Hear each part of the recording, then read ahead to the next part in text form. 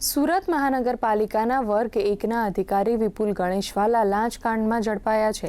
ઇસ્માઇલ ઉર્ફે પરવાના નામના આરોપી સાથે મળીને 20 ફેબ્રુઆરીએ વલસાડ સહિત અન્ય જિલ્લાઓના મંદિરોમાં ભાગતા ફરતા હતા।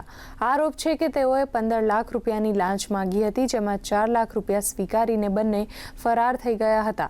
એન્ટી કરપ્શન બ્યુરોને વિપુલ ગણેશવાલાના બેંક લોકરમાંથી સોના ચાંદીના દાગીના પણ મળી આવ્યા છે। સમગ્ર મામલે વધુ તપાસ ચાલુ છે અને આગળ મોટા ખુલાસા થવાની શક્યતા છે।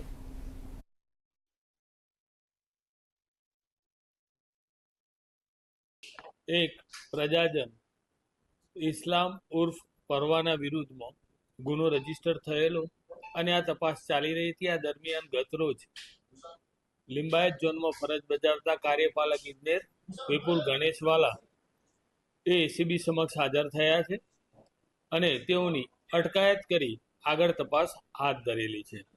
આ કામના આરોપી પરવાના તથા આ ગણેશવાલા એ લગભગ સતત છેલ્લા ઘણા સમયથી આ સેમ એમોથી આવા ગુના આચરી રહ્યા હોય એવી સંભાવના છે। એ મુદ્દે તપાસ ચાલે છે।